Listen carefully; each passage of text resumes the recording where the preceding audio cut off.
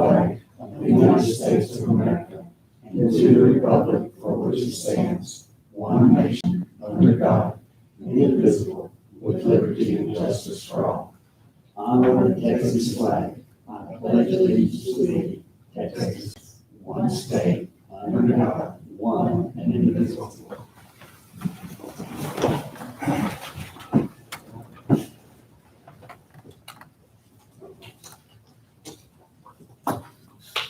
All right, at this time, any person with business before the court not scheduled on the agenda may speak to the court.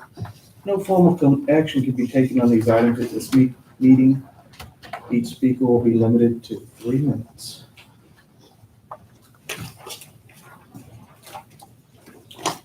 Okay. Let's go to old business. Court to discuss and consider interprecinct project schedule and staffing. We've got 3,600 tons of material that we can pick up from TxDOT, all millings, mainly at Roscoe, who we've picked it up before. And I did ask her if there was some closer. There are 200 tons at Hermley. So I've talked to my foreman already. He's going to be talking to the other guys. And whenever they get to where they can, we'll go get 200 tons. That's what she told me.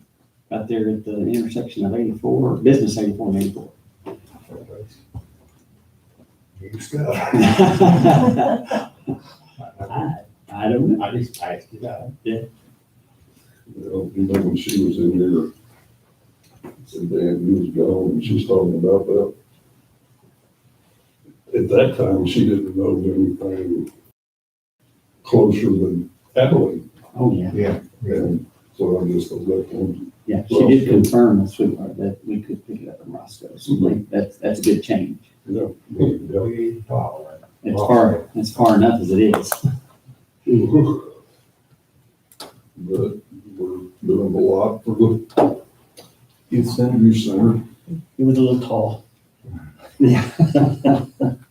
Thank you for getting that done, Sean. They start football games today, I think, so. Okay. They needed their parking space. Right?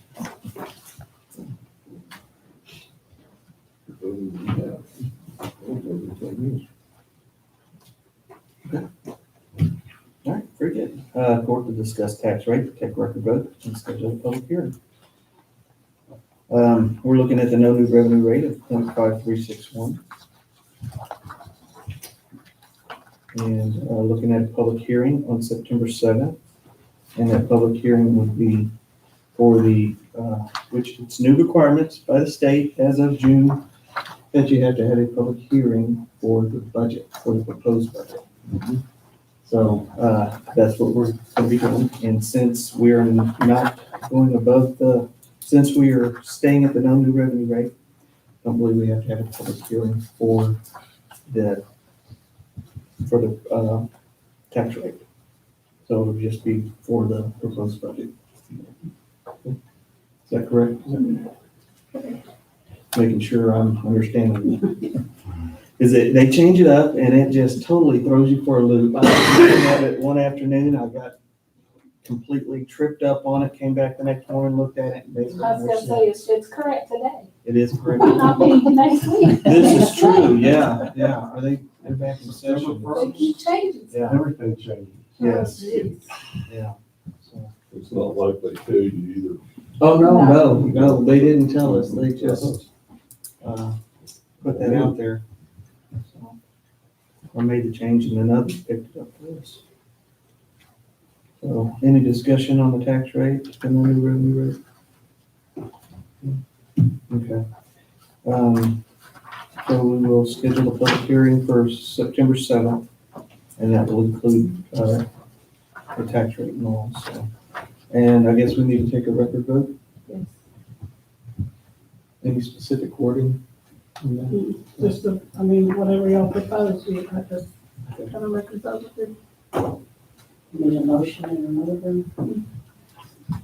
Okay. Motion and a second. Judge, I make a motion that we set the tax rate 0.5361.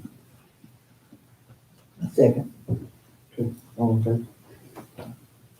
All opposed? Okay.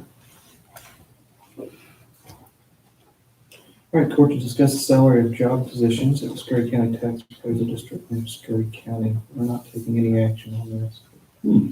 Okay. Another reason that's on there, and it's not that I'm after Jackie or her appraisal district. It's just there's a vast difference in the pay scale between y'all and us, and we're all Scurry County. And y'all put in a 3% COLA.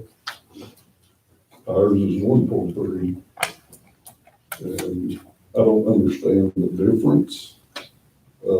I had to request this budget, and I would like to request that this budget from now on be in our budget book, so we all know where we're standing. Because it doesn't seem fair when we all get a check from Scurry County that there's such a vast difference. And what we pay the appraisal district is ad valorem tax payment.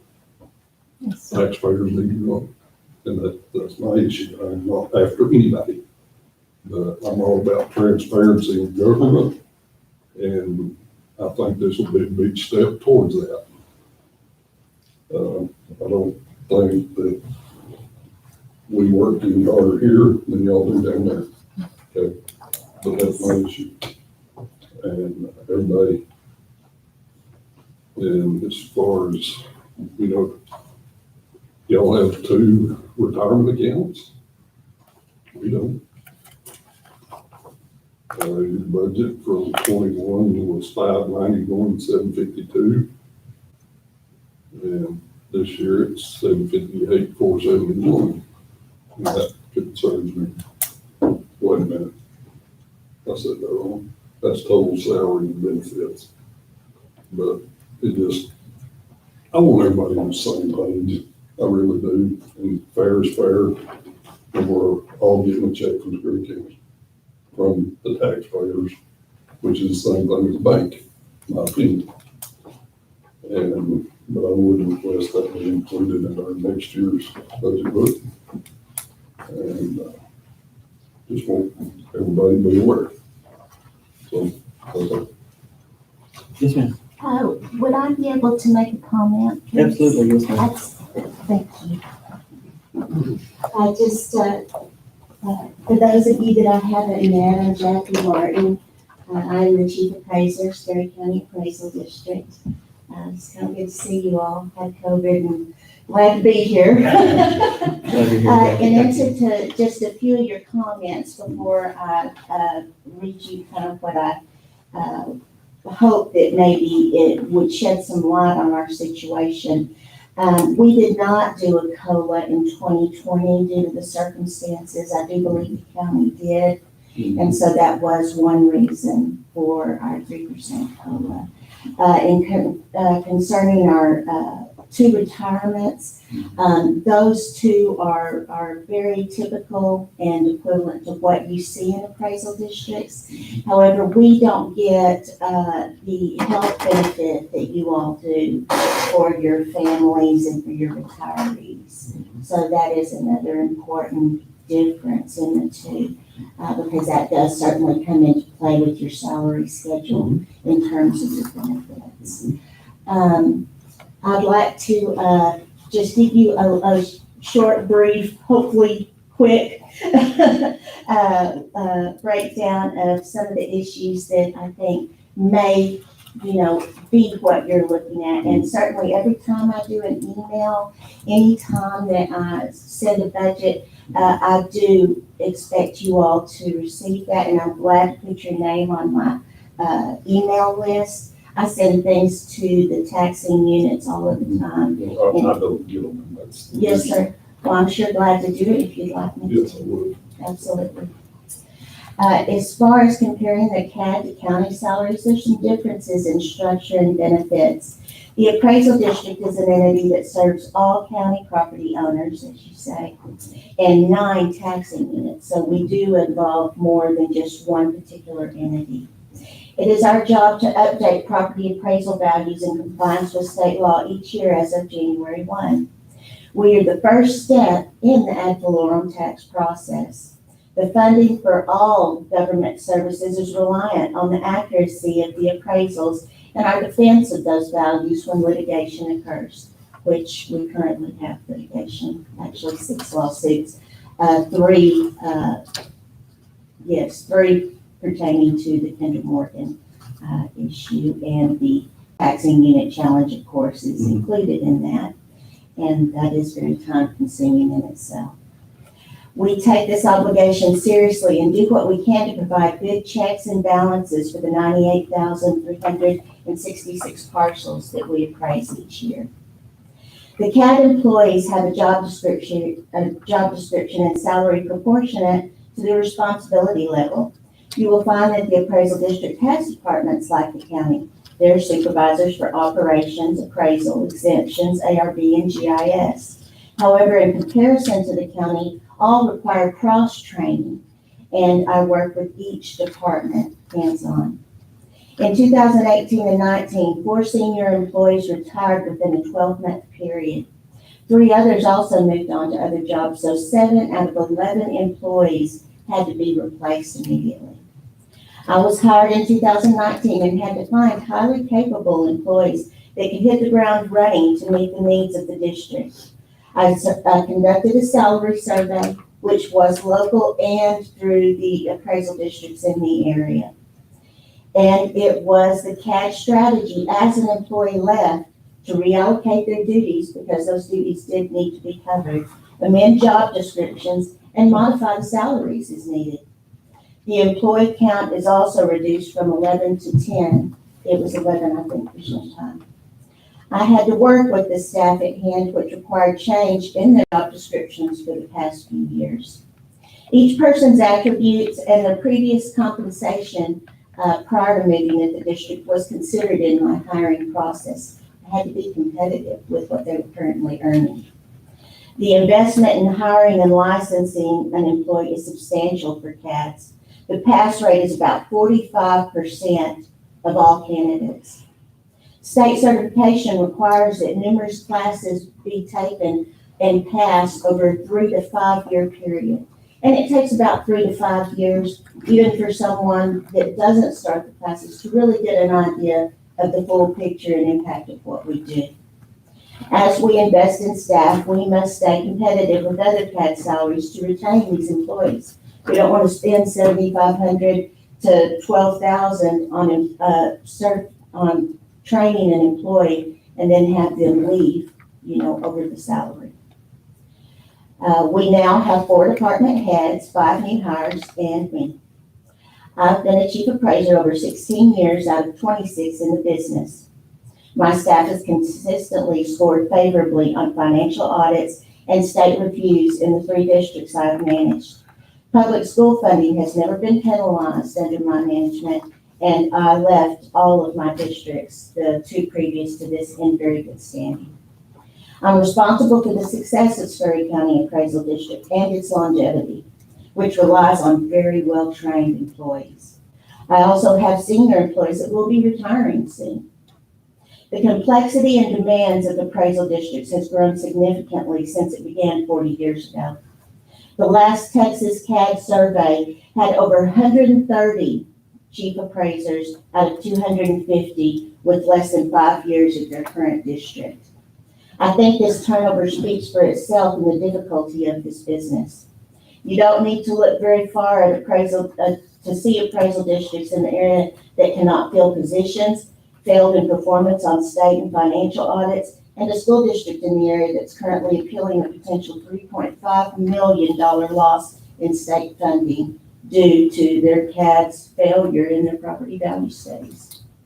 61 school districts are currently assigned state value rather than local value, and more times than not, that involves dollars out of their pocket that does not educate students any longer. That's a tremendous responsibility that we take seriously. As far as the appraisal staff, they are compensated fairly, and in comparison to other districts, I have a survey that I'm going to give you. And I can also provide all of the information for all 254 appraisal districts by email if you'd like. That survey should come out every year right now. This one is pertinent to 2019, and 2020 should be released this fall. As far as the benefits, they are very consistent with other CADs. Once again, when it comes down to it, I just have to remain competitive and look at the fact of the district, which, as I say, in my mind, is very equivalent to the county with its departments, rather than us just be looked at as one department. It's just simply not possible. And if you look at the property tax code over the last 40 years, started pretty small. And I can tell you now, it just keeps growing. And every legislative session, more and more legislation is passed that affects us and holds us to a higher bar. At the current time, we're at a 5% either way margin on being able to pass a property value study. Now, when you look at all of the properties, to say that you're going to be within 95 to 105% of every property, is really kind of pie in the sky. We have a mass appraisal system, and so it does require a lot of checks and balances, which can only happen if you have good employees. As I say, you don't have to look far at the counties around us to see where budgets were held down too low. They've lost employees, they can't get employees. The district I'm talking about that has the school in trouble, after over a year can't find a chief appraiser, and their employees have quite a bit of turnover. And so, that really ultimately can make a huge difference. So that's where I stand in our salaries and our benefits and in the differences compared to the county. I do have some information also with counties that, if you'd like me to, I love doing those types of charts and graphs. You've seen my tax rate comparisons, which I strongly believe in and give taxpayers at every opportunity to show them how competitive we are in the area. And I truly believe that Scurry County has a very promising future. I don't think our end date is anytime in the near future. With the state of Texas growing by leaps and bounds in population, I think that rural Texas is going to take on a different type of value. And you can either stay a little behind the curve when it comes to growth, or you can get way behind and then put yourself in a real bind like we've seen with rural districts. Thank you. Thank you, Jackie.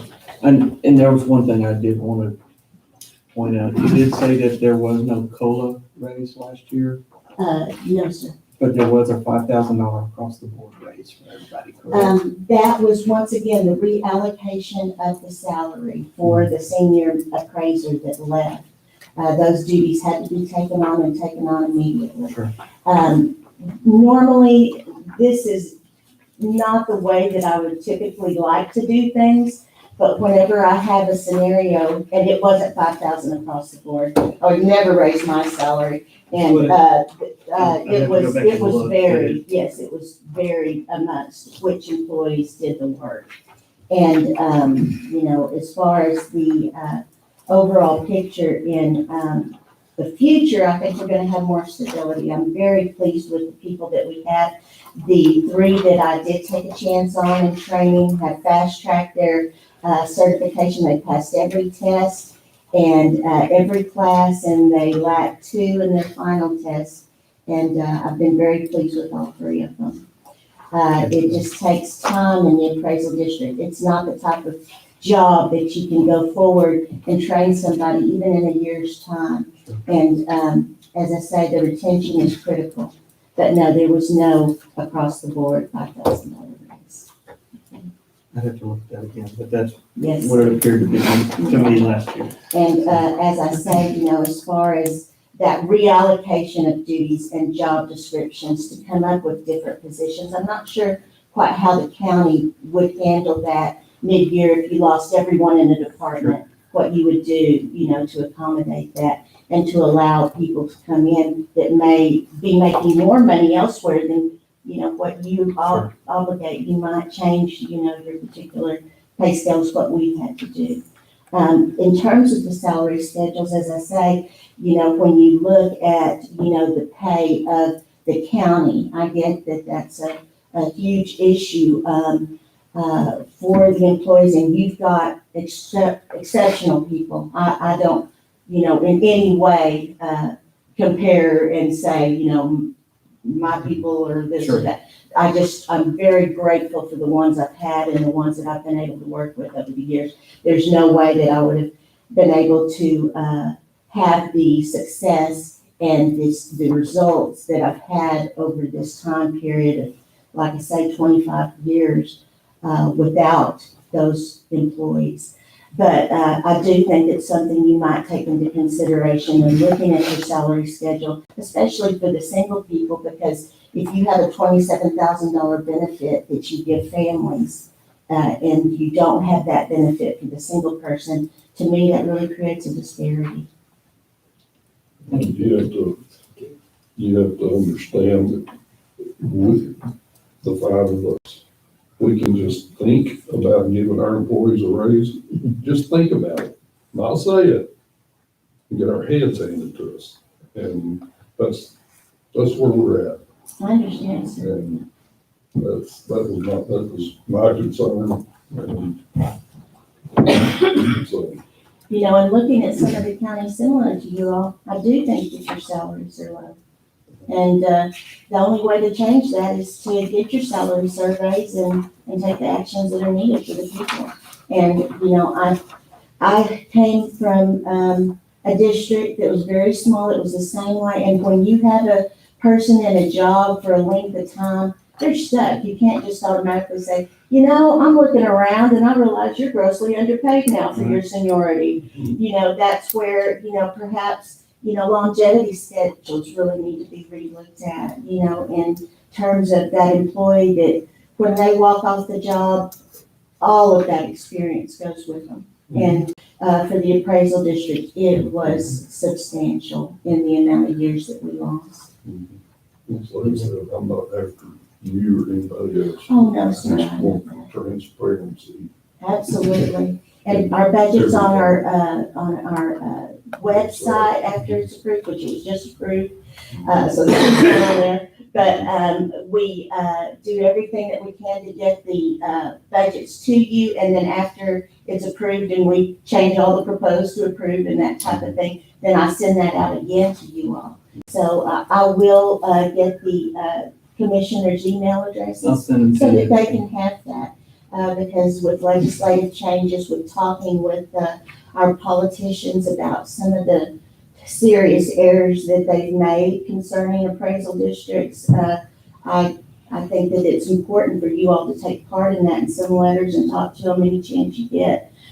This postcard that we just sent out, I don't think was worth the paper it was written on, and yet here we had $6,000 in postage alone, just for this postcard, when we could have put that email address or website address on the notice. And we got 6,000 phone calls. Yes, I can imagine. It was a poor way to start it. But once again, we don't get listened to as you all don't get listened to. So Yeah, this legislative year has been not. not fun, no. And we have a number of changes that are going to be coming forward. But anyway, thank you again. Thank you so much, Jeff. I really appreciate you. Leah, With that being discussed, with the tax appraisal office, is their start off pay the same as someone who gets hired on here with the county? Do they get a yearly raise other than their COLA? Can I answer that? sure. Our starting salary, our very base salary is $30,000 on our salary schedule. But as I say, I look at the potential of, where's that employee coming from? What are their skills? What is their experience? And what are they currently making? Because in order to hire them, obviously they're not going to take a loss to be able to come to the district. And as far as an annual situation, typically there's a cost of living, 3% is consistent for appraisal districts from year to year. That, is just the practice that's there. There's 254 districts and about 250 chief appraisers. And everything is done to, keep things acceptable, as I say, in staying consistent with communities. But yet I see these appraisal districts in some of the rural areas that have one or two people that they're fixing to lose. And I honestly don't know what those districts are going to do. Okay. And it's just very important that you look ahead at, especially at your retirements, and also plan within that budget to replace those retirements. And, that takes extra funds, but in the long run, it saves you so much more than losing employees. And Leanne, for Scurry County, there's a base salary for each position, and it goes up when we have a COLA. Okay. The situation though with reallocating duties and salaries, that was, as I say, the CAD strategy. Whenever I came on board with the appraisal district, that was one of the things that the board and I talked about at length. And they felt like, as an administrator, that I was responsible for getting the people in and responsible for what I did concerning those. So that's why I'm here. All right, thank you.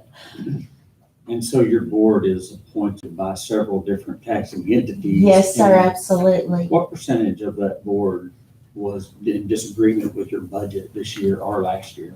I mean, was there someone that disagreed or No, voted sir. against what you No, were sir. doing? So, In fact, I don't think I've ever had a board disagree with my budgets, because I'm always very consistent in what I do and back up everything that I have with statistics. and they're all Scurry County people? Oh, that are yes, appointed sir. to your board? Yes, sir.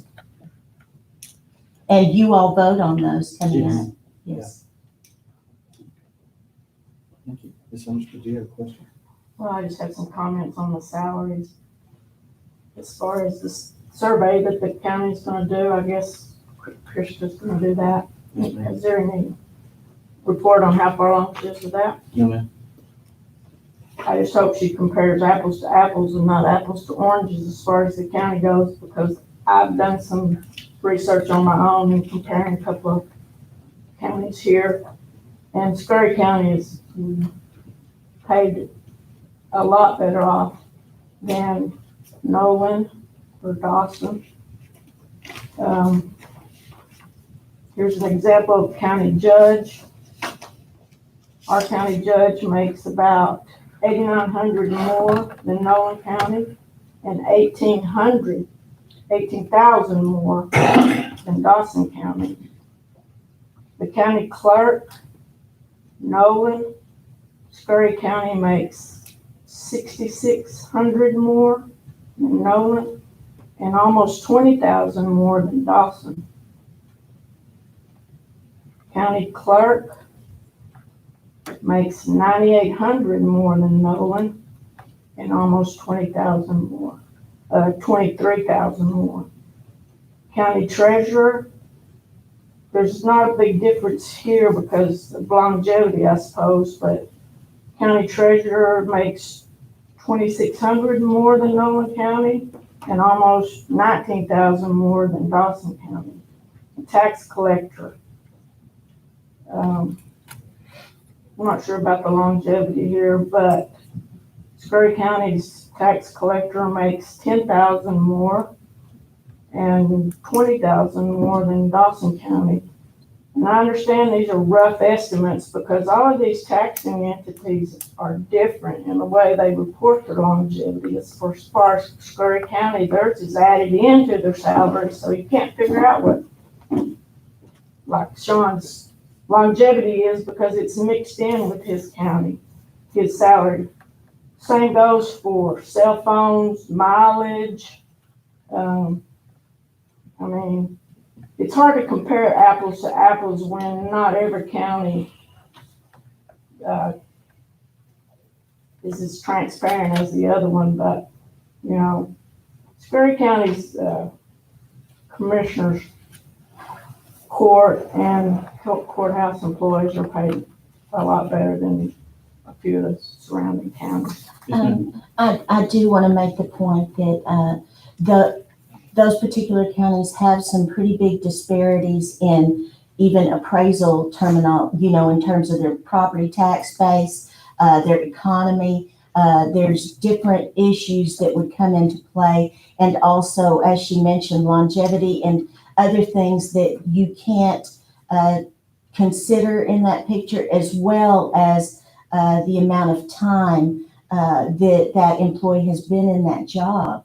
So, it's really a very difficult scenario to do an apples to apples comparison. That's why you look at the area, and where you stand with things. But your people are your backbone. And if you don't compensate them appropriately, you lose them. And in these jobs, you don't, with as much funding as there is and responsibilities to the taxpayers, you get what you pay for, in my opinion. And you can't expect people to come in as an entry-level employee, paid as an entry-level employee.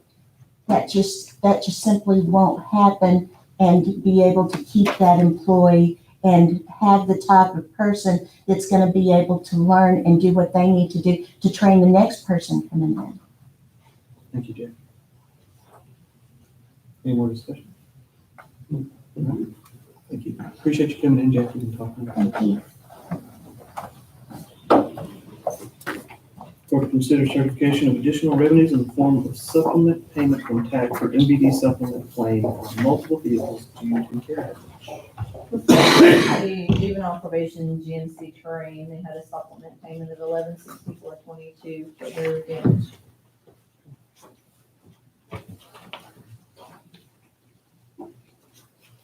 Make a motion on certified additional revenue.